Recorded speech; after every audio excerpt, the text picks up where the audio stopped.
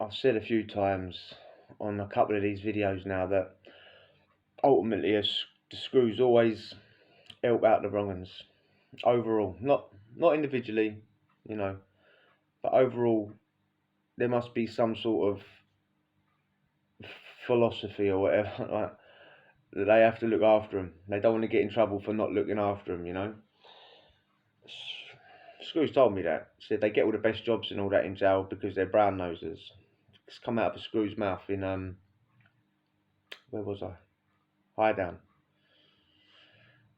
Yeah, flat out told me. Why do they get all the best jobs in like blah blah blah? Because they're brown nosers. They do as they're told. Also, another screw told me before that they don't want to be the ones. This is quite recent as well. It's like the last time I was ever nicked, a couple of years ago, whatever it was, 5 years ago, whatever. Screw told me they don't want to be the one that. Just as a quick one, I've said it before. We used to work on the servery. We hid the bananas at the end of every Sunday. We used to get bananas, yeah, with dinner. We hid not even all the wrong ones. I used to have to feed the wrong ones at the end. Yeah, they was on the other spur. Someone had to feed them, so it was our job to feed them as well. This wasn't the only time we did it. Not to them. We used to do it. So we used to take turns, and like it would be like 10 cells on the twos on that spur, 10 cells over there, 10 cells over there. We should just do it on rotation and then nick a load of bananas every week. Screws didn't give a shit. We was on a servery, you know what I mean? We had to get a few perks here and there. A couple of bananas towards the end of the thing. 10 people or something didn't get it. Out of order for the 10 people that didn't get it, but we did it to the nonces once, yeah? My God, mate. Screw dived over the counter because one of them went and complained. And don't forget, we used to do this every week. We didn't signal them out. He dived over the servery, come with us. Started moving everything out of the way, all the tea packs of full of tea bags and whiteners, and they give you for the night so you can have a cup of tea or whatever. And it'll have your cereal pack in it for the morning. For the morning. You'll eat it at about 9 o'clock at night. He come diving over and found the bananas and give them to him. The way he changed, and he went mad. One of the servery boys stuck it on him. Was a big old lump.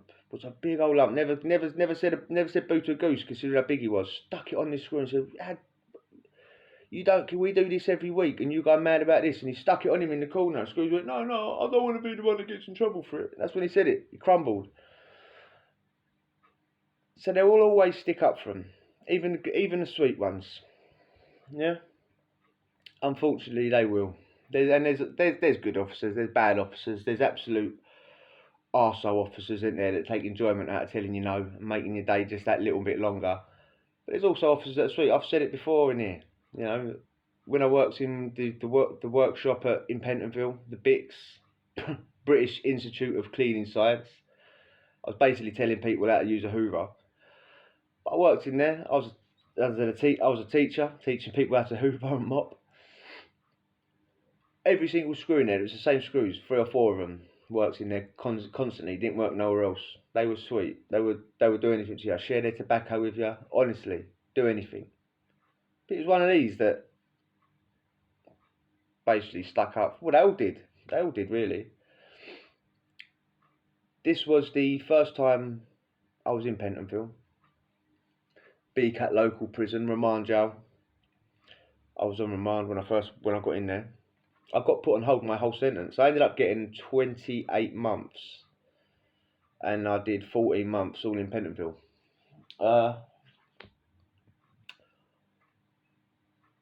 Yeah, started off on the induction wing, got moved over to the G wing, which is a horrible, disgusting wing. It's one of the biggest in Europe, if not the biggest. There's like 4 or 5 landings. It's massive, dirty, full of cockroaches, disgusting.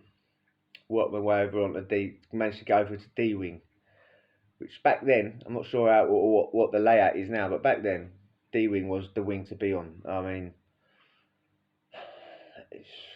you had like another room. I say another room, but you in your cell, you had a separate room for the toilet and a sink out the door, which was a big deal. You're not shitting next to someone's head. You know what I mean? Makes you feel like you're not living in the toilet, because you basically are. There's a toilet in your cell, toilet in any room. It's a toilet, isn't it? It's a toilet. If there's a don't matter if there's a sink, a TV, a washing machine, an oven, or whatever. It's a toilet. If there's a toilet in it, so when you've got a separate room, it's all right. Cleaner cells, better bunk beds. They're all made out of wood. Which, if you've ever slept in them old metal ones that are 50 years old and they're just drooping in like that, bits of jagged metal coming off them, you get cut when you get on them. I'm not joking. The wooden ones are sweet. So I was on there. I moved around the wing a bit, trying to find. This was before I was a high risk prisoner that I weren't allowed a cellmate. I've explained that in another video. How I got the single cell. So you're trying to find your mates, and you want to bang up with someone that you get on with and all that. One of the boys that works at BICS, I'm going to say BICS and not British Institute of Cleaning Science, for God's sake, BICS, cleaning science, literally teaching people that. He got a bit harder than that, like using machines to carpet foam and cleaning graffiti and all that, but still, cleaning science. What was I talking about? So I'm bouncing around the wing trying to find the right cellmate. I was called an assessor at BICS, yeah? I was called an assessor and a trainer. So I used to train people up, and then I could test them at the end of it. Well, test someone else. I weren't allowed to test the same person, but anyway, there was another assessor there, Ginge. I've genuinely forgot his real name. Genuinely. 4 foot nothing, right little man complex, yeah? He used to give it to everyone, always moody. No one really liked him. But I worked with him every single day. I worked with this geezer every single day. Yeah? He was an assessor, I was an assessor. All the assessors, we get to know each other, innit? We was all on G wing as well, I think. D wing, I should say. And yeah, just got to know him every day. And I thought, you know what? He's not as bad as what everyone says. He ain't he's a bit of a me. Well, I say a bit of a moaner. He was a moaner. Proper little, and he had a Napoleon complex like you wouldn't believe, because he was so little, bordering on a midget. And anyway, I used to get on the Subutex. I've done a video about Subutex, that disgusting drug that smells like shit. He used to get on it. We're getting on it at BICS, British Institute of Cleaning Science, getting on it at BICS, and it just gradually, we should just bang up together. Yeah, sweet. Got in a cell with him.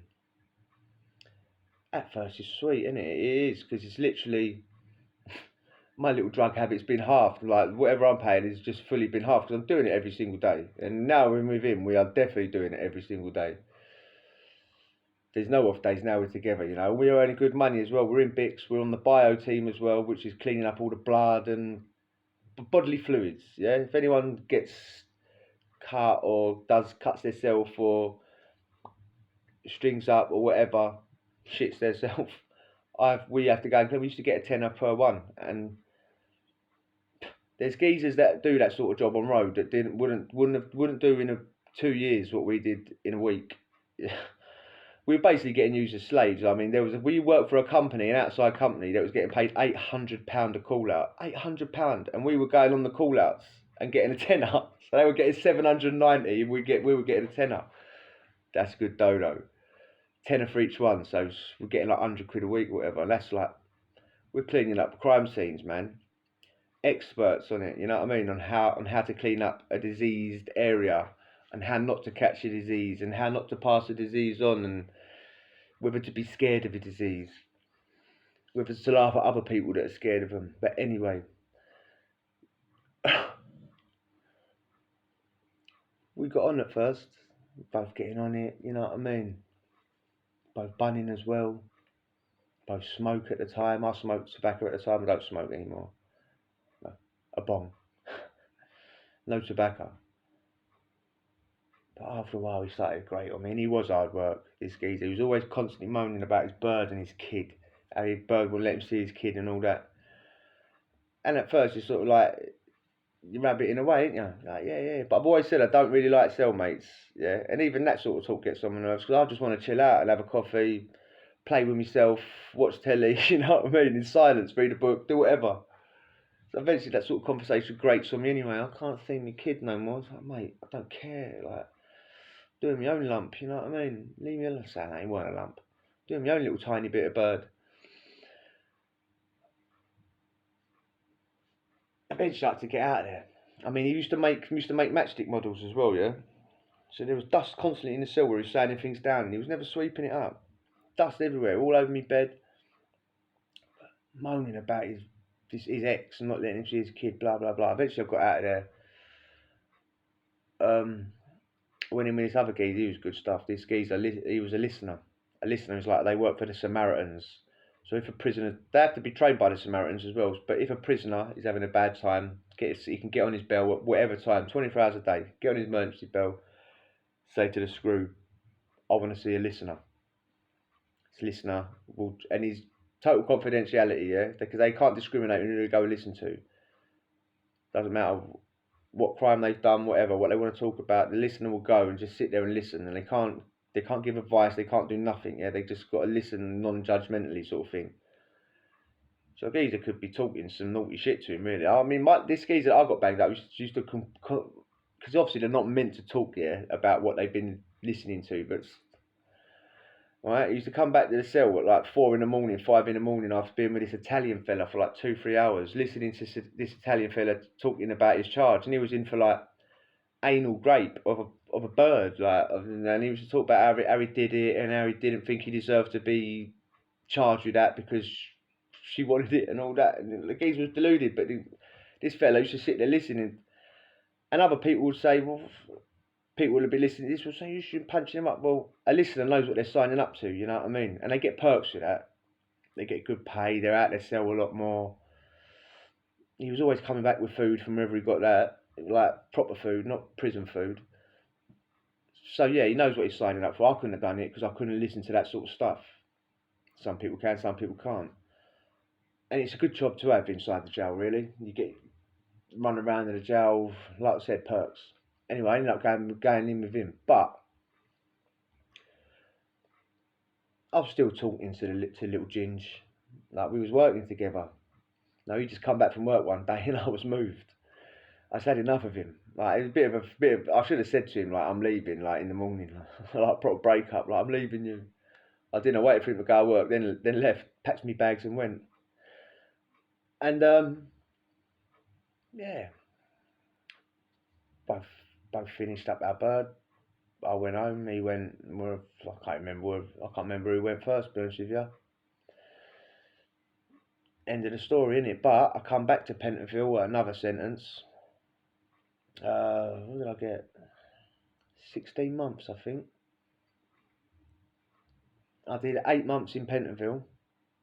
I got out. Was out about a month and got recalled. And did the other 8 months in Chelmsford.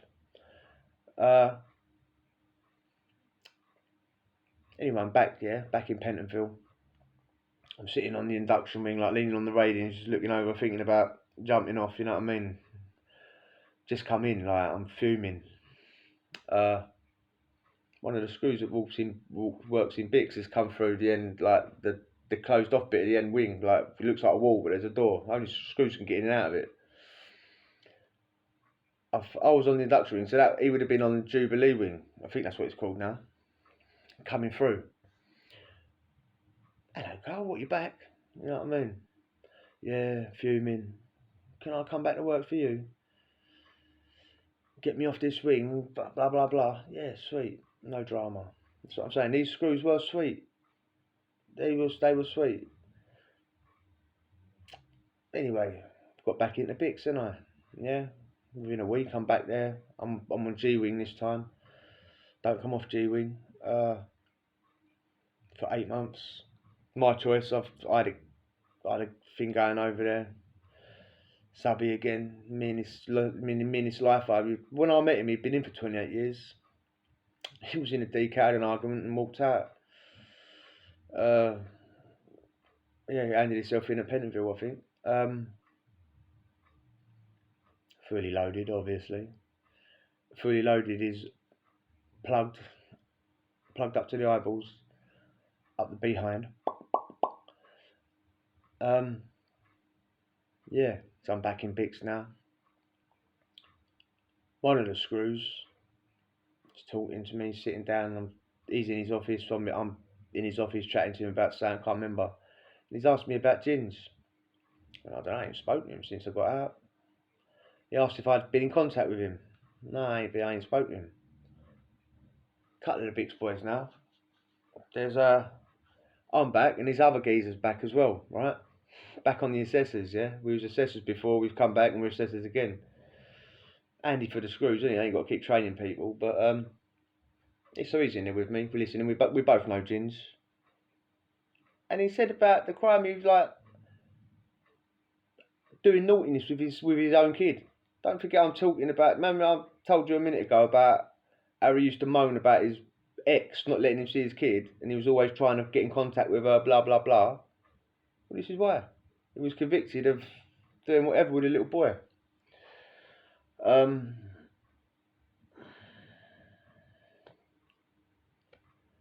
not a judge, jury, am I? You know what I mean? Maybe he didn't do it, but he was convicted of it, and he kept it quiet. You know what I mean? He said he was in for other shit. I can't remember. I really can't remember. It definitely weren't that. You know what I mean? Yeah. So I was like, what? Like both of us, like, well, me more. I'm like, what? Why didn't you tell me? I was banged up with him. He went, I thought you knew. I'm like, what? No, how do you think I knew? Well, why would you think I know? Why do you think he told me that? And I'll be banged up with him. I just didn't. I just presumed you'd have told you and all this. Yeah. What can you say? You just go, all right, yeah, sweet. You go around in circles, and you know what I mean. But this screw was all right. Another one of the all right ones. He genuinely was. He genuinely was. All like I said, I've said it on about 10 videos. The screws that worked in Bix were sweet. But they all knew he was wrong, and they all knew I was in the cell with him. Fuck knows how many months and months. Told me on the second sentence. He probably just wanted to get it off his chest. Oh, I thought you knew. I thought you knew, man. No, I didn't. You knew. I'd have squashed a little 4 foot. I'd have had fun for one night. Punched the granny out of him. Got a single cell much quicker than what I did. But screws always protect the wrong ones, man. I don't know why. It must be some sort of policy, mate. Anyway, if you enjoyed that, hit subscribe and we'll chat tomorrow. Adios.